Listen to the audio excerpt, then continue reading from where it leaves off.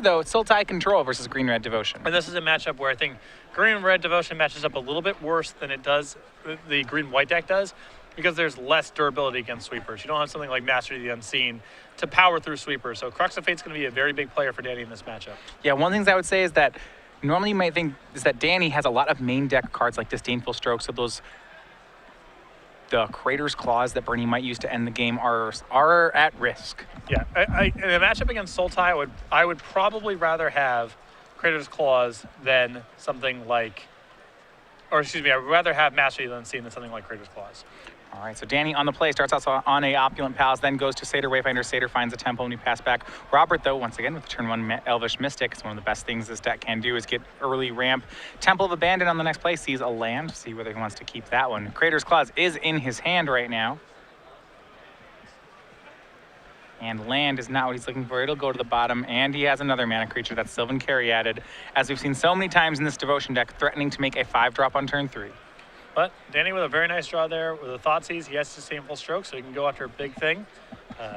Ideally counter another big thing and leave Robert with very little in the way of resources. Yeah, he will start on Thoughtseize. Gets to see what Robert's on. Robert's hand, you can see he's not thrilled about tossing the hand over. It's going to be Nykthos, Voyaging Satyr, Crater's Claws, and Whisperwood Elemental. So again, Robert did have the turn 3 Whisperwood, but that's certainly not going to happen. Danny takes that card out of his hand, leading with Crater's Claws and Voyaging Satyr. And you can see how much different this would be if Crater's Claws was something like Master of the Unseen instead. He'd already be in play. Yeah, he would be in really good shape instead. He's got to try to find something to do with that Crater's Claws, which is going to be very tough to do against Danny unless Robert's in an already overwhelming position. And island and pass back. So lands in Danny's hand, has a Hero's Downfall, has a Crux of Fate. He has time, as we've seen him use a lot this tournament. And you can see, you know, with land drops ready to go, he's got a Hero's Downfall, a Crux of Fate. This is going to be a very hard mixture of cards for Robert to beat this game. His draw step last turn with another copy of Crater's Claws. Danny's at 18. Robert not really realistically getting a 4-power creature to play for a while. I think Danny's got already pretty firm control of this game. Yeah, Voyaging Satyr was the play for Robert. That was a card that Danny knew about. Danny will go ahead and scry this turn. At some point, Robert, though, did pick up a Nykthos that turn. He may be able to start throwing these Crater's Claws off at different targets. But you see Danny just, with an Ashiok, however, flips 3 cards. It's Whisperwood, Elemental, Ugin, and a land. So Whisperwood, that'll be a threat that Robert will have to punch down. And Robert really not in a position to threaten the Ashiok in combat. He can use Crater's Claws to get rid of it, but this is not a card that Danny needs by any stretch to win the game. So if he wants to trade it, that's fine. And if Ashiok gets to run wild, that's cool too. Draw was another Nykthos for Robert, so that's nothing he can use to develop his board. He'll spend his entire turn casting Crater's Claws for 5 on the Ashiok Nightmare Reaver. We go back to Danny. Basically traded cards 1 for 1. That's what he wants to do, and made a land drop. So exactly. Just trade.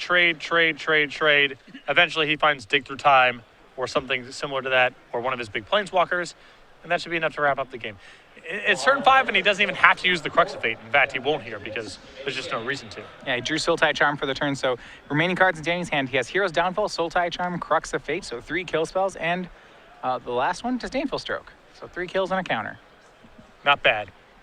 Sounds great, especially against a hand where there's not a card he knows, there's not really a card that Robert has that Danny has to deal with. His hand's just a Crater's Claws. And any top deck that Robert may have here, Danny has very well covered. Voyaging Satyr will swing in for 1. Well, there's some damage that Robert can get in. As he drew Forest for the turn, he'll go ahead and play it. And Sultai Charm on end step for Danny. That's going to be a draw 2 and a discard. That is a show of strength on Jessup's side. Yeah, if he has the luxury of casting this against your Pelucranos Whisperwood Elemental deck, things are probably not going well. Draws Ashiok and Satyr Wayfinder, so he'll discard the Wayfinder, keep the Ashiok. Now draws a land for the turn. And we'll see Nightmare Weaver number 2, quite possibly. Danny's going to go ahead and start by cracking a fetch land.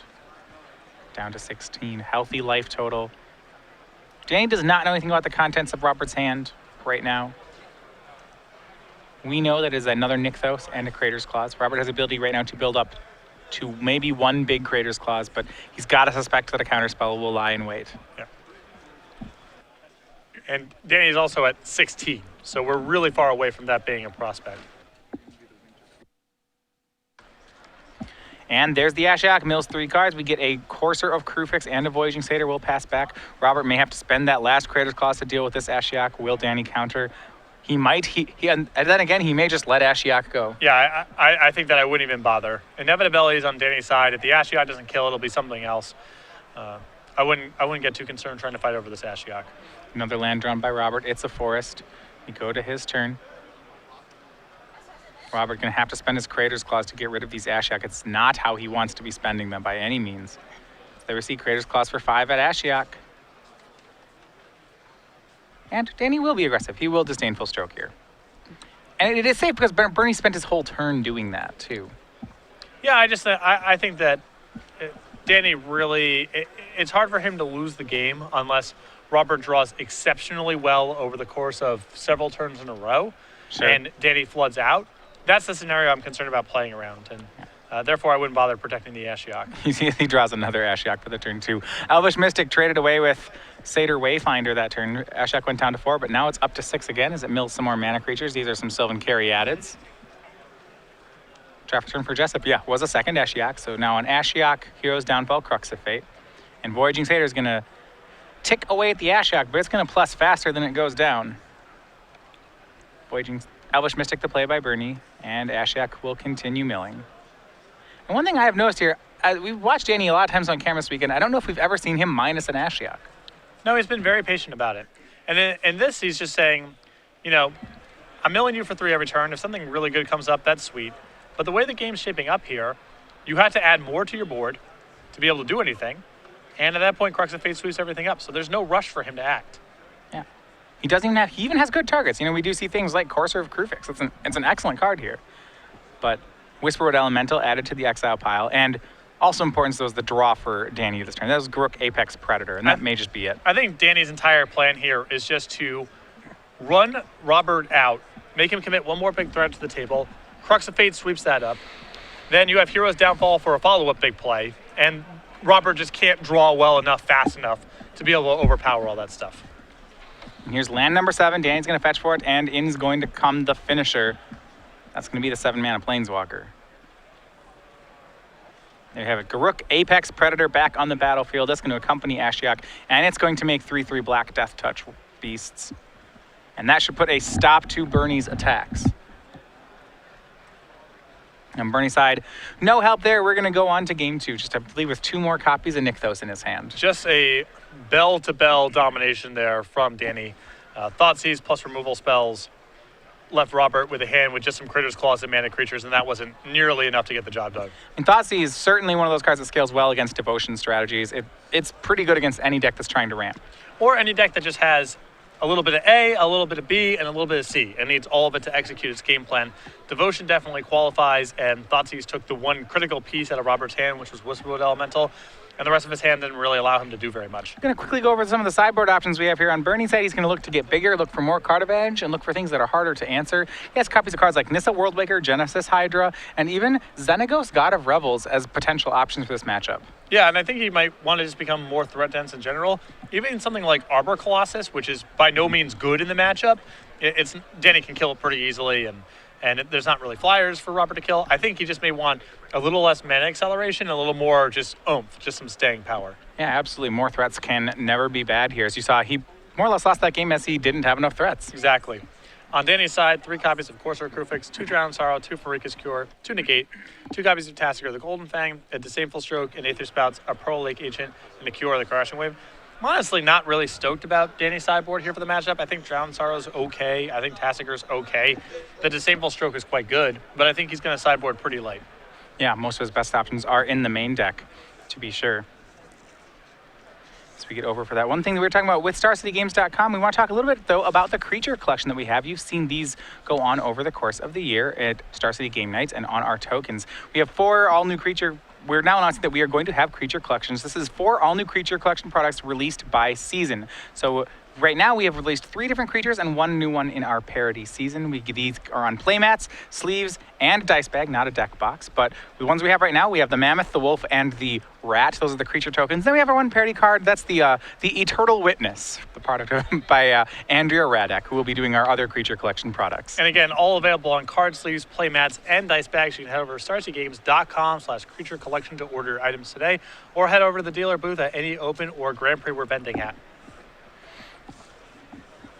You see, going into the sideboard here, a decisive game one for Jessup. Remember, the winner of this should be in our top 8. The loser not eliminated, but he'll have to win the next match and make sure that things break his way.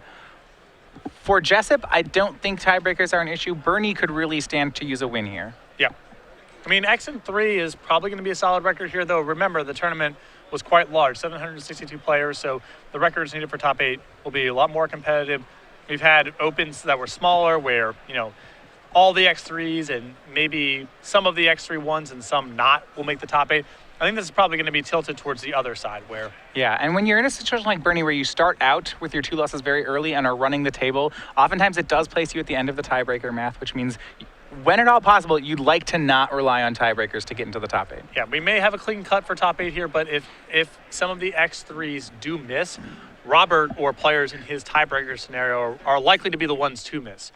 Jessup, on the other hand, as you mentioned, if he does end up X and 3, he should be fine. Remember, Jessup started out the tournament 6-0. I don't think he's been any lower than 20th at any point this tournament. Yeah, he's been pretty good start. Hasn't really tripped up at any point here.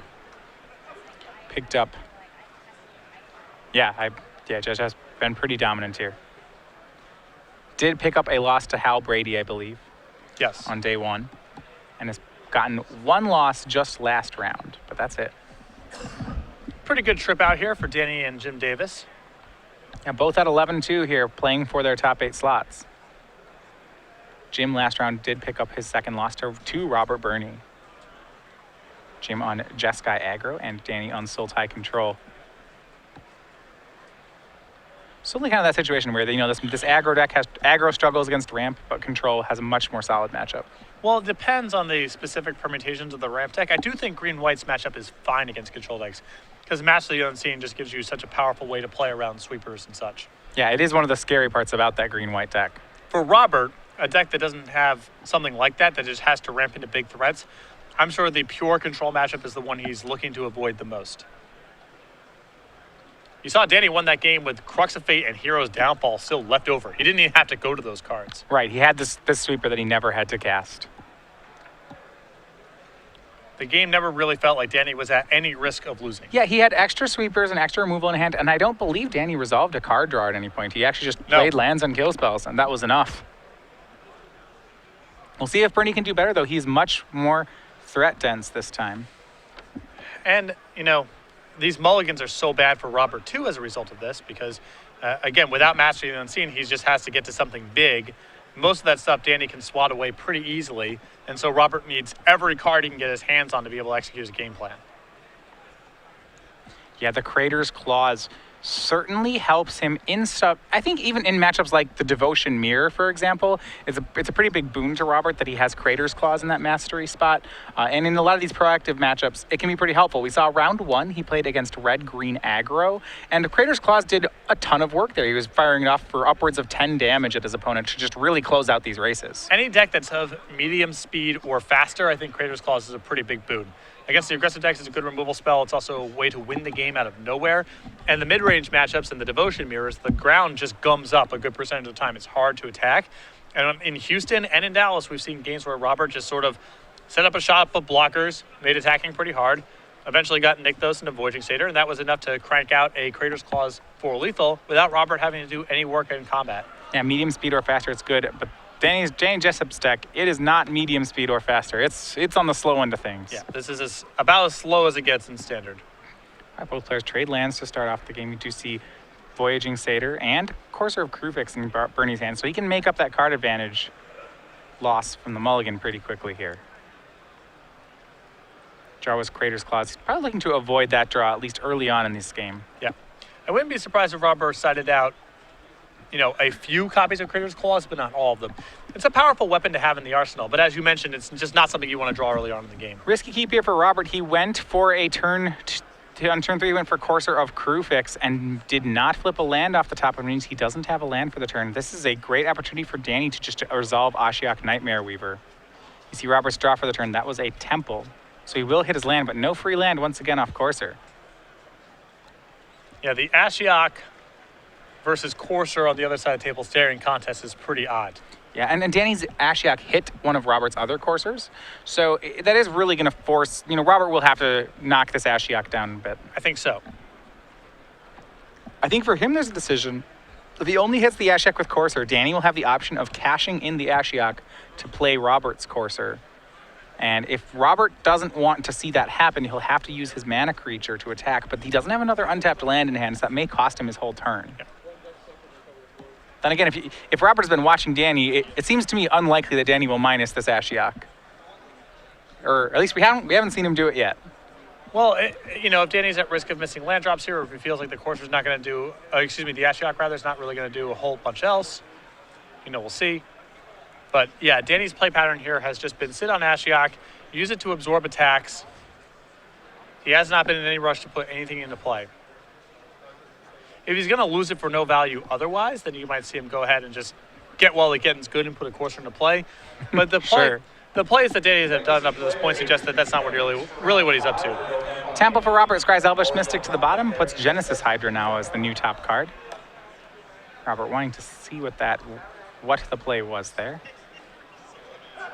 And both now he still has to make the decision. He knows Courser is going at Ashiok, but is the Satyr coming too? No, it's just going to be the Courser. Ashiok drops down to 3. So, second Courser for Robert.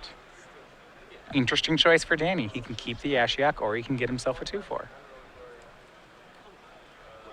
And Danny's hand right now is pretty land heavy, so I'm not sure how much interest he has in taking the Courser. Although if he's not able to kill anything, then he's just losing this Ashiok for very little in combat next turn. Yeah, well, he pluses the Ashiok to 5. That mills 3 creatures. It gets Genesis Hydra, Voyaging Satyr, and Robert's one-of copy of Xenagos, God of Revels. A lot of Blossoms here, though. That's a great card for Robert to see while he's just kind of light on resources and the game's still in its development stages. Yeah, it is the new draw for Robert. He is light on lands, as you mentioned. We go back over to Danny. It's going to be Satyr Wayfinder. He's just trying to buy time.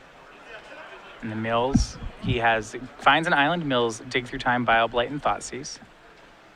But the land for the turn, what he was looking for anyway. So now he has 2 mana up. He'll pass the turn back. Eidolon of Blossoms drawn for Robert, but no lands just even yet.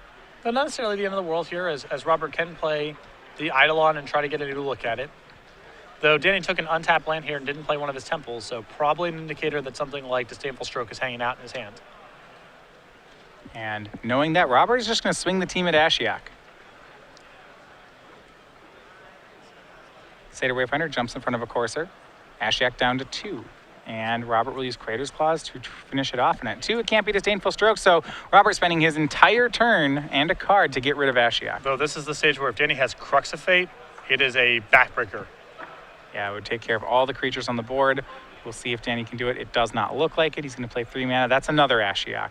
So just as soon as Robert deals with the first, here comes another. And Danny, I think, knowing he's going to lose these Planeswalkers, he's just looking for time.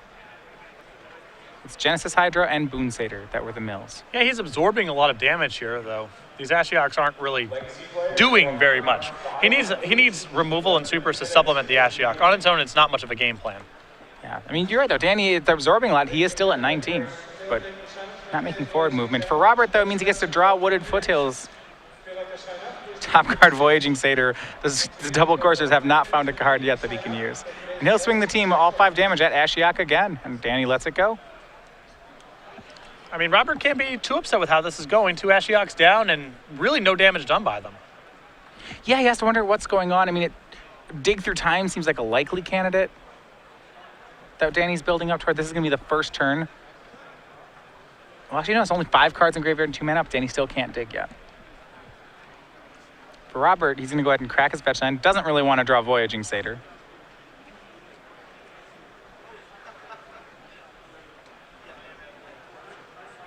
Gets a forest out of his deck. See if he's going for a play here.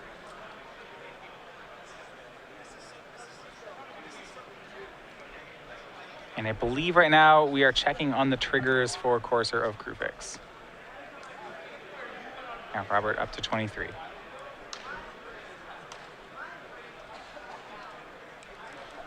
Yeah, just a quick confirmation of life totals here. Both players still a pretty healthy life. And Robert will get a new top card, and that's going to be Whisperwood Elemental. That's a pretty big improvement, as he'll play Eidolon of Blossoms, or attempt to draw that Whisperwood. Danny will have none of it. That's going to be Disdainful Stroke. Now, if you're if you're Danny here, or Robert, the fact that he disdainful stroked while you have a Whisperwood Elemental on top of your deck, what does that tell you? If anything. That Eidolon of the Blossoms is good enough where it's just worth countering in that spot, which I feel like it is. Almost no matter what else is going on in Danny's hand. Third Ashiok from Danny, and it's a big one. It hits 2 of Robert's remaining Whisperwood Elementals. And very interesting usage of these Ashioks. No sooner to say he hits 2 of the Whisperwood Elementals, as Robert shows that, well, he does have more. Another one's on top of the deck. He'll try to take down Ashiok again, and that will do it. Third Ashiok in the graveyard. Danny only plays 3.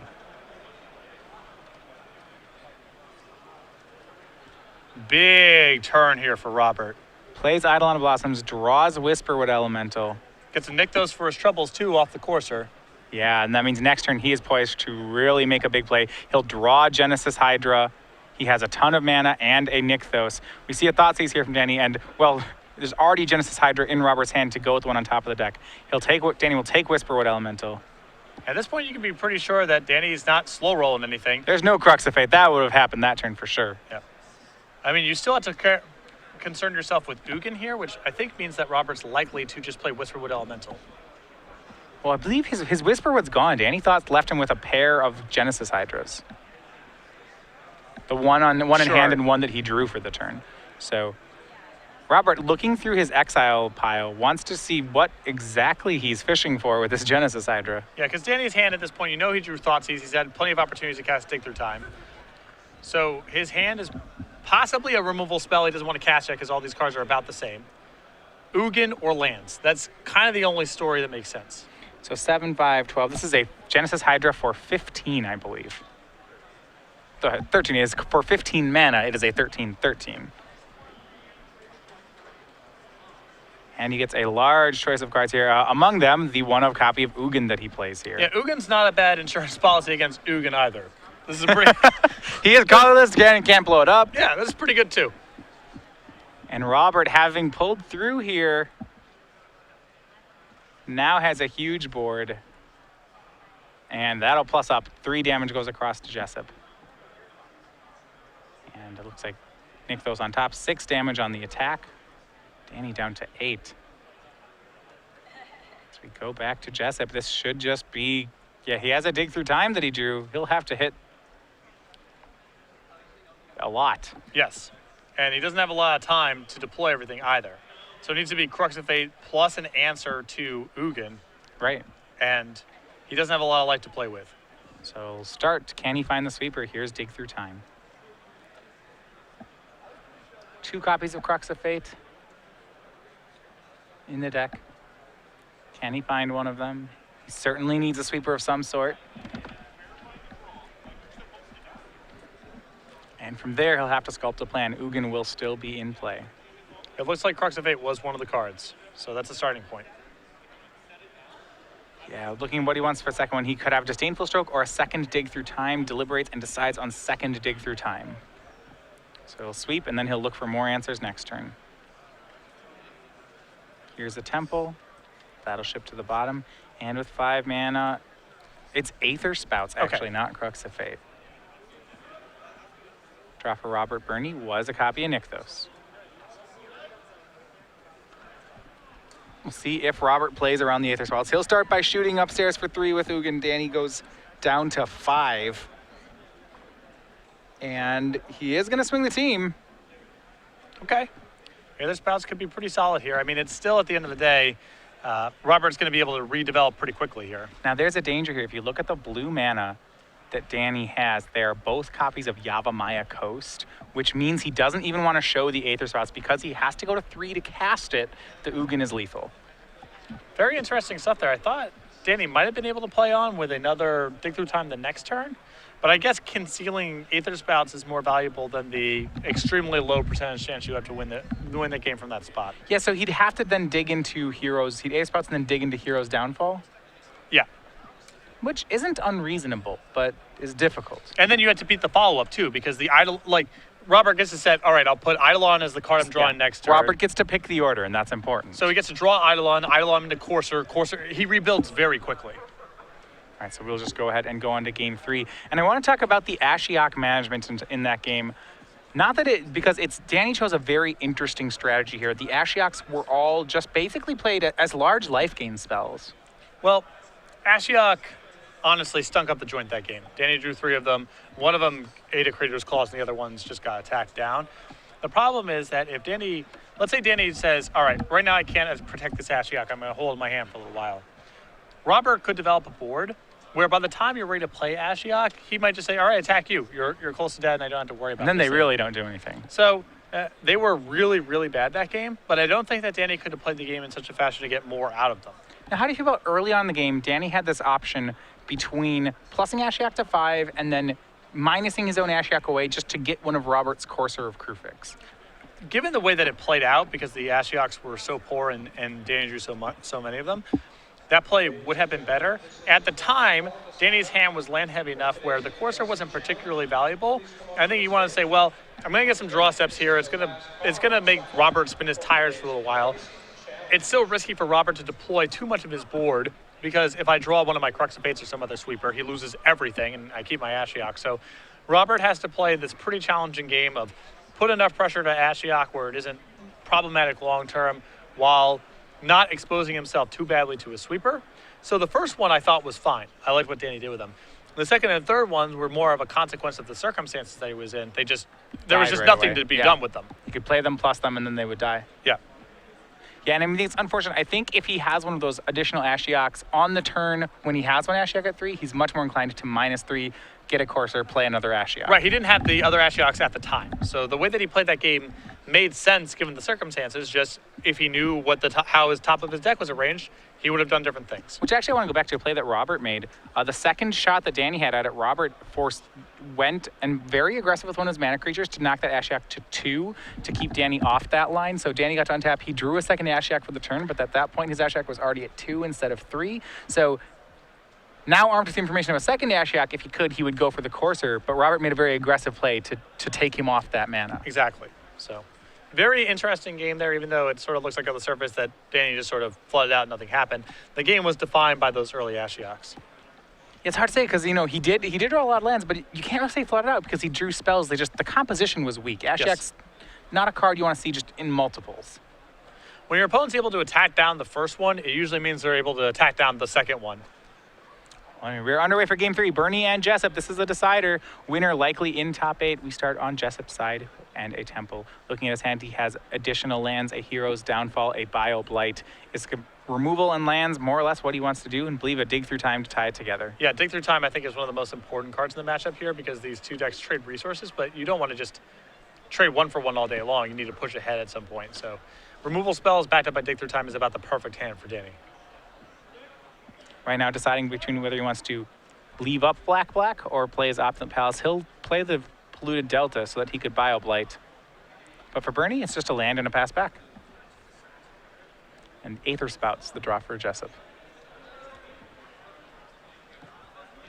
And we saw last game, Robert really, by the looks of things, it was not a card on his radar. And it's interesting positioning going on here with Danny's land drops. He has an Opulent Palace he wants to play. Last turn he left up Bio Blight. Robert did not cooperate and play a 3-drop. Now you see him play Polluted Delta in case Robert makes something like Courser of Krufix or some 3-drop. Danny wants to be able to use the Hero's Downfall in his hand. It's just an interesting dynamic in terms of mana efficiency. Well, he wants to just be able to just cast the reactive spells in his hand as appropriate if he thinks it's likely to line up the right way, which the Bio Blight on turn 2 could against Voyaging Satyr, like this Courser does against the Hero's Downfall. And as long as it's not interfering with a 4-mana play or what have you, then it's basically free for him to wait on the Opulent Palace for a little while. There's no rush. And you see the ends up Hero's Downfall from Jessup. We got a short window for Robert to check his top card, which is another Forest. As we'll pass back over to Jessup. He's really just been buying time until he hits that Dig Through Time. Yeah. And that's a very powerful game plan in this matchup, you know? Just remove, dig for some way to lock up the game or 2 pieces of reaction, 2 removal spells, and Robert only has so much gas in the deck. Back over to Danny. Now finds the window for Opulent Palace, and he'll pass back the turn. Robert drawing the Forest. Be on all green mana right now, and it'll be Eidolon of Blossoms for him. Will that resolve? Waiting to see. Does not look like there's a disdainful stroke from Jessup. Yeah, he has one in hand, but I think right now his hand cannot handle Whisperwood Elemental, so he wants to save that as insurance there. Yep, he Bioblights it after the card is drawn. Draws Thoughtseize for the turn, though. That's going to be a very powerful one. And now we'll get to see what Bernie's on. As Danny Thoughtseizes, we see Genesis Hydra, Nissa Worldwaker, Boonsatyr, Pelucranos, Crater's Claws. This is a lot of action. Yeah, this is a hand that's capable of overpowering the Disdainful Stroke. Not a lot to be done with a Bioblight in this hand also. Yeah, well, the Bioblight took care of the Eidolon Blossoms, so I believe Danny's remaining hand is Disdainful Stroke, Aether Spouts, and Dig Through Time. Aether Spouts is a pretty potent answer against Nissa, though. It's not a long-term solution, but if you've got other stuff going on, it can do a lot of work. The difficulty in Planeswalkers is that Danny's hand can't actually pressure the Nissa, so she can build up toward going ultimate very easily.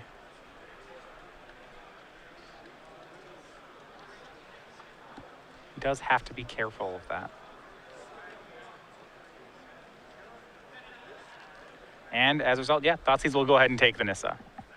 So leaves with 2 Pelucranos, a Crater's Claws, and a Genesis Hydra.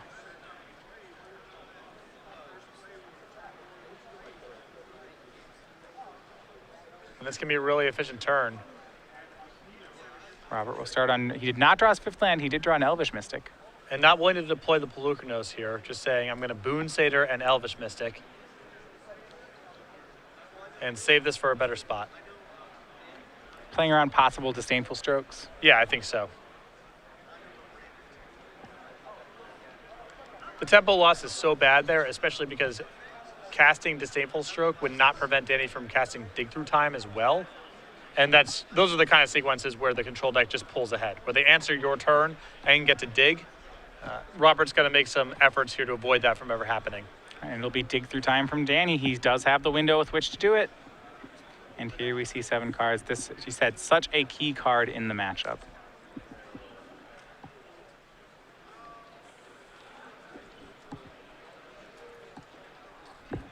And looks like Disdainful Stroke has taken off the Dig Through Time. See what other kind of removal he wants to get. Other options like Bioblight and Drown in Sorrow available. And I believe Drown in Sorrow was the second one taken. Well, Drown in Sorrow is a really nice pickup here for Danny because Robert's play last turn indicated that he plans on playing the Elvish Mystic, which you see him play, and then deploy the Boonsatyr in his hand. So this allows Danny to take his lumps, drown away that board, and now Disdainful Stroke covers the follow-up play from Robert because the rest of his hand's so chunky.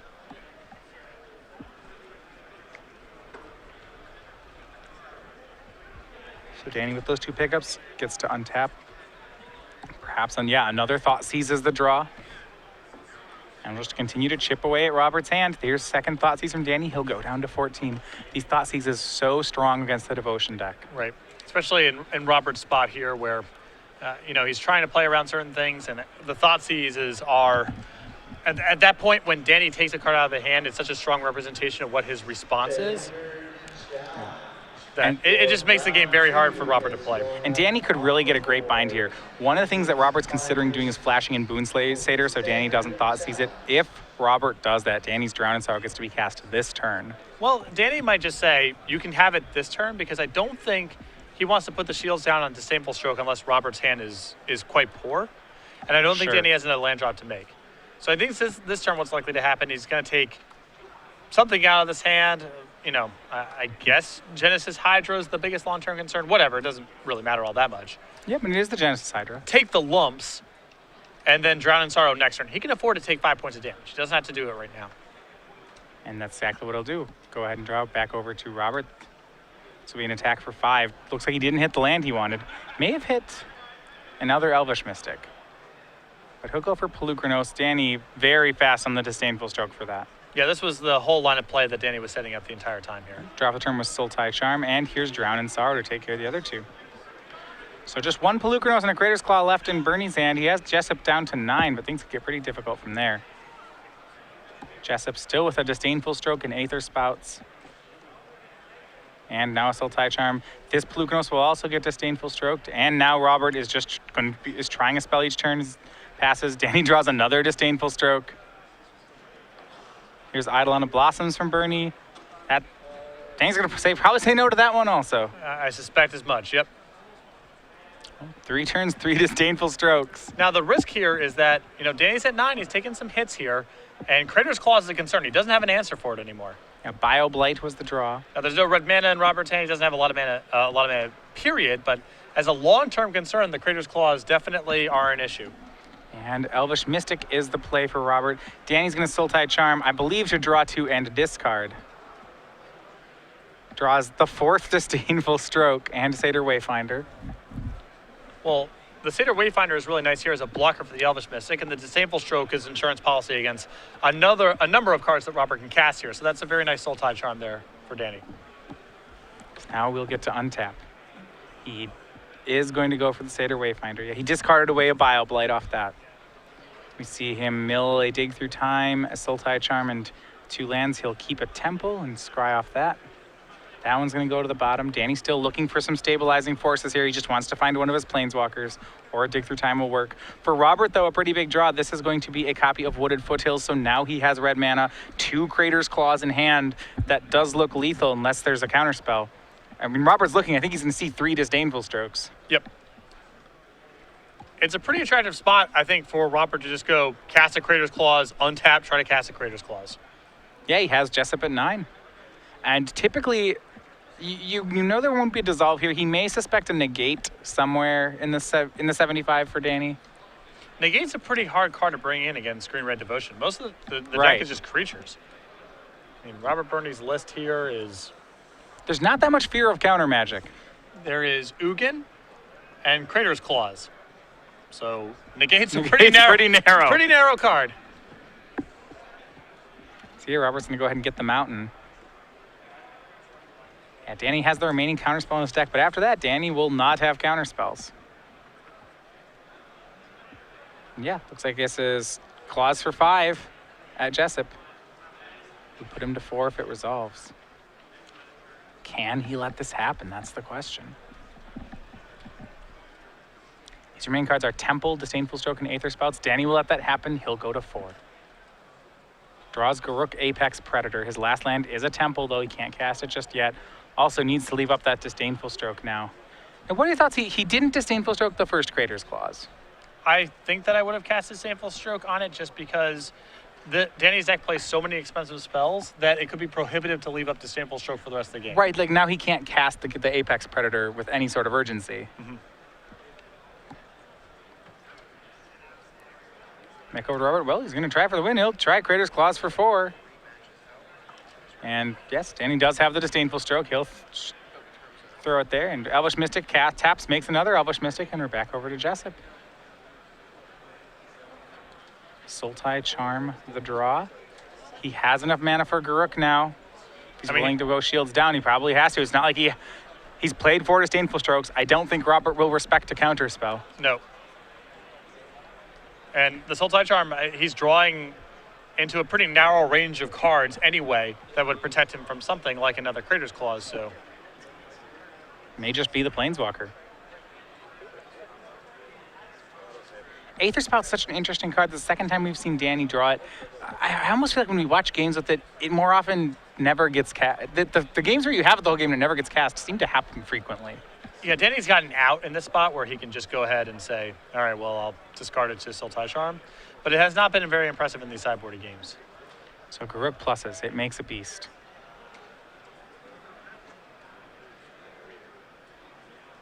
Robert reading the ability. I think the life gain one is the one he's caring about right now. Yeah. I believe Robert's draw for the turn also good. I think it's Nissa Worldwaker.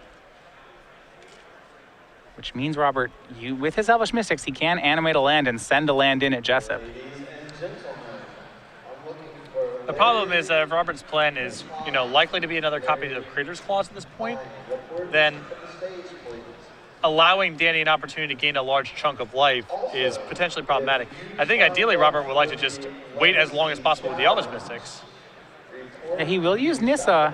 But he's going to use it to untap 4 lands and then play Whisperwood Elemental. This play is really good from Robert because the biggest threat in play right now is the Whisperwood Elemental. If Danny goes and makes a move with that with Garruk, then he can sacrifice in response and fizzle the life gain trigger.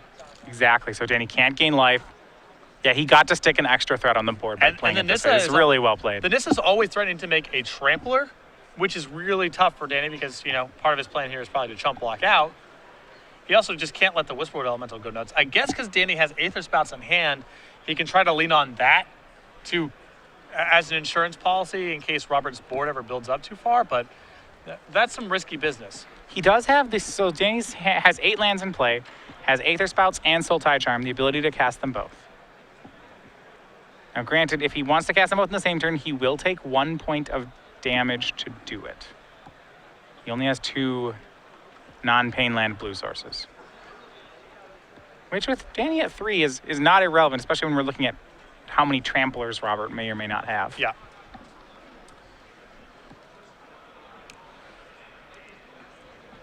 I think he's going to lead on Sultai Charming the Whisperwood. Which means Robert will sack.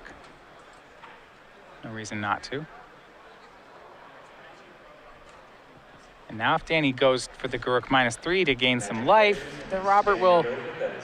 Well, he'd have to... There's nothing worth hitting, I suppose. And Danny may go for the attack here with the Beast Token. I don't know if I'm a huge fan of the attack here. If the Nissa was on 3, I think I really like it. Yeah. But I guess with Aether Spouts in hand, he's trying to press Robert into a spot where an Alpha Strike looks attractive. yeah, Robert drawing a card here. Nissa down to 1. Can animate a land. Remember, these lands will trade with the Garruk Beasts because the Beasts have Death Touch. Danny will take 1 damage each time it happens, but that's acceptable. Yeah, and this is, I think this is basically the trap being sprung now from Danny. Yeah, he With that has attack the Aether Spouts. With that attack from the Beast last turn, you can look Robert, he's staring at the board. It's just looking pretty attractive to send in a big attack here. In fact, the attack with the Beast is so aggressive that I think Robert is trying to think of what card is in Danny's hand to rationalize it. And I think he's about to find out. Yeah, swings the team in, and this is exactly what Danny wanted to have happen. A block here, a block there. Letting the 2 Mystics through.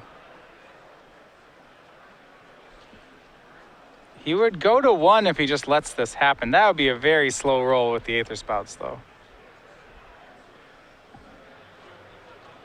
It just seems so appealing to make the play. You're not certain Robert will swing all out again. Well, yeah, I don't know how... If it's Critter's Claws or bust at this point from Robert's side of the table... Then he puts the cards on top. Or no, Robert picks where each of them goes? It's not really that much different going to 1 versus going to 3 or 4 here. Robert will crack a fetch land. And Robert, the morph may actually be a card here. Yeah.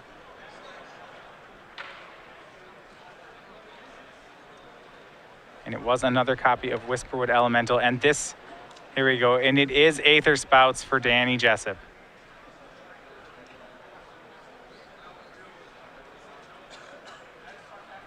And all Big the swing cards. here, and I imagine that Robert's just shipping everything to the bottom now. Because I don't even think Whisperwood does very much in this spot.